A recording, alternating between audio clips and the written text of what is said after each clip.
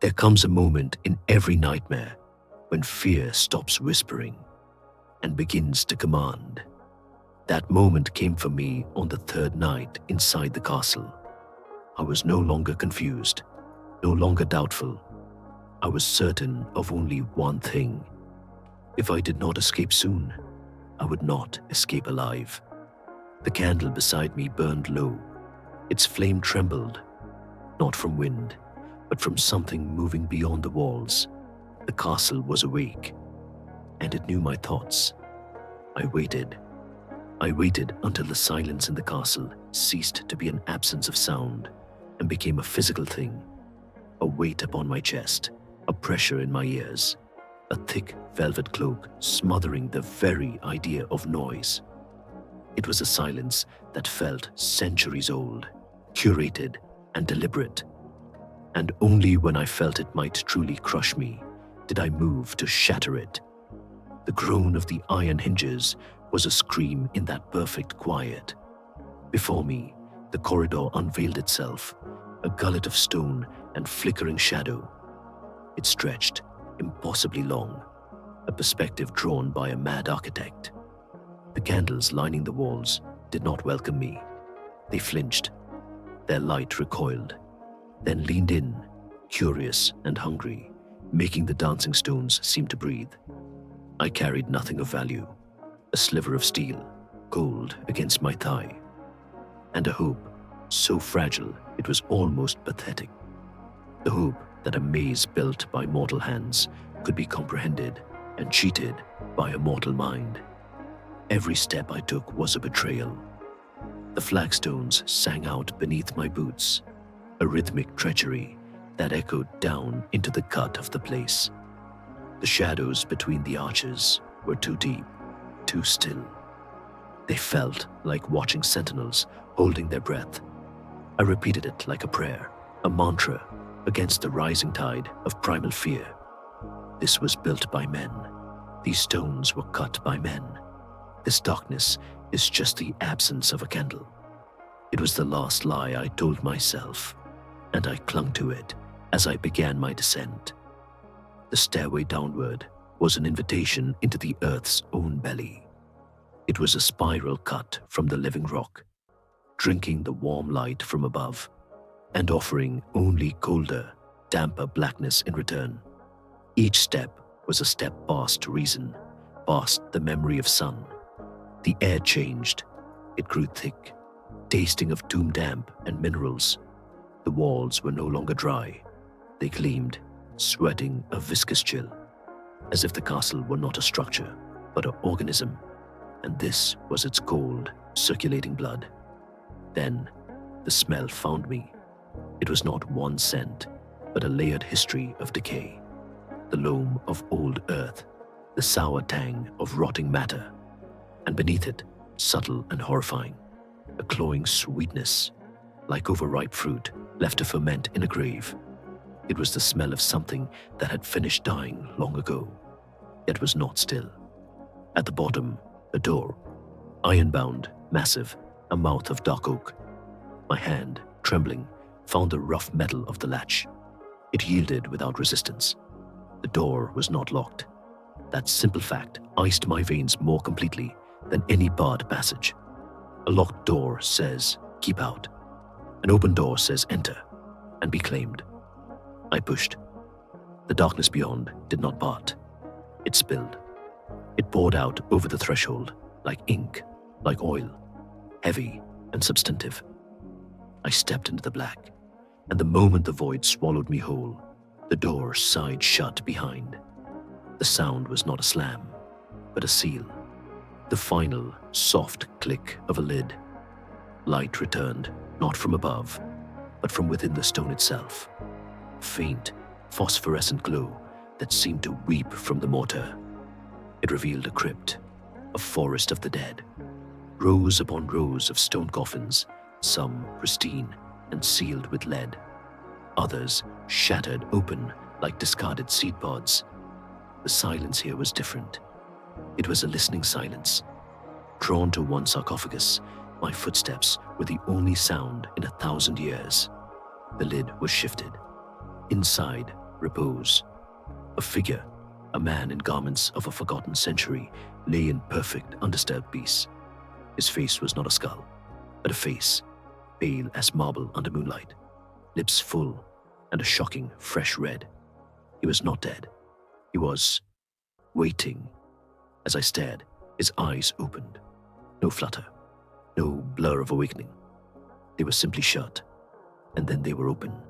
Two pools of ancient, reflective obsidian fixed on mine. I stumbled backward, my heart a frantic bird against my ribs. "You should not be here."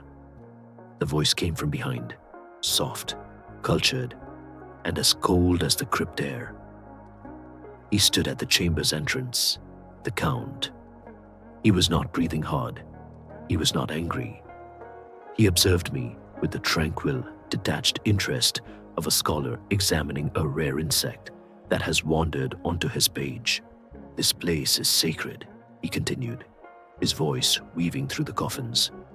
"A chapel of transition. Here, life ends its tedious journey and begins again, in truer form." He took a single step forward, and the meaning of his words, the meaning of this castle, crashed upon me. The walls, the stones, the very air. They were not his home. They were his body.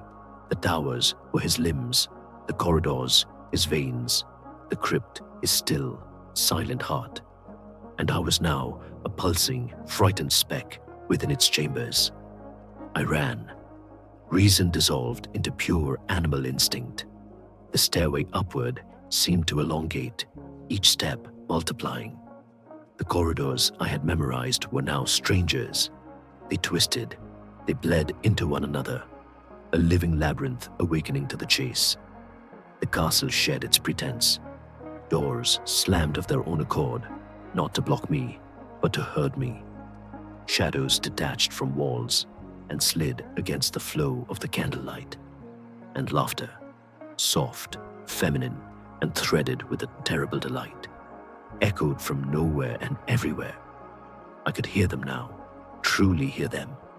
The sisters, their voices were the brush of satin against the skin, and the sharp promise of a needle prick. "Do not tire yourself, little one." One cooed, the sound seeming to originate inside my own ear. "You are only running to us. You have been hours since you crossed the threshold." Their words were a poison of despair, seeping into my muscles. My legs burned with acid. My lungs were torn parchment. Still, I ran, driven by a terror greater than exhaustion. A final door, a final burst of desperate strength. I spilled into a high tower room, circular and bare. My sanctuary was a dead end. A single, tall window stood open to the night, a framed portrait of oblivion. Beyond it, a sheer drop into a cauldron of churning fog. The distant, sharp teeth of cliffs hidden below. Death waited there, on the rocks. Death waited behind me, in the doorway. He appeared there now, filling it. Not hurried, not winded. The Count, the master of this body of stone. "You see," he said, his voice gentle, almost sorrowful. "There is no path that does not lead to me. The world outside has forgotten you. It is finished with you. Now, you must learn what it is to truly persist." I looked past him, back into the hungry dark of the corridor. I looked at his composed, terrible face. Then I turned my back on him for the last time and faced the open window. The void called. It was not a choice between life and death. It was a choice between two kinds of death. I chose the one that felt like freedom, if only for the seconds it would take to meet the earth. I jumped. The fall did not kill me. The castle, or the thing that ruled it, was not yet done with its game. The cliff face was not sheer. It was a brutal, jagged scripture of pain. Branches, like bone fingers, snatched and tore. Stone outcrops rose to break my descent. And my body, a symphony of snapping, of ripping, of impact. I was a doll of flesh and fracture, tumbling into the night. I awoke to a universe of agony. I was cradled in a thicket of thorns, hidden among boulders at the forest's edge. Above me, the castle stood sentinel on its pinnacle, every window a dark, watching eye. I was alive, barely, a ruined thing, and I was not alone. Shapes moved at the tree line, wolves. Their eyes caught the faint moonlight, glittering points of amber. They paced, silent, nostrils flaring, taking in the scent of my blood, my fear. But they did not lunge. They did not growl. As one, they paused, their great heads lowered, not in threat, in a gesture that looked like deference, as if waiting for a command from the heights above, as if I were property and they its guardians. With a strength born of utter terror, I dragged myself from the thorns. I crawled, away from the watching castle, away from the obedient wolves, into the deeper darkness of the forest, into its damp, rotting embrace. It was not safety. It was merely a different shade of uncertainty. I do not know how long this broken body can move. The forest is a cathedral of menace, every rustle a potential servant of that which I escaped. The world beyond these mountains feels like a fading dream, a story I was told once. There is no road back to it, because I understand now. I am not being chased. The terror of pursuit is a luxury for ordinary prey. He does not chase. He waits. He has stretched the seconds into centuries, and he can wait a few more nights, a few more weeks, for the forest and my own wounds to do their work. He knows I am still inside his domain. I have left the heart, but I still crawl upon his skin. And this is the true horror that coils in my gut, colder than the crypt. When he finally decides to leave this forgotten land, to walk once more among the bustling, ignorant world of men. He will not walk alone. He will have a new companion, a broken scribe with eyes as ancient and hungry as his own. My flight was not an escape. It was the first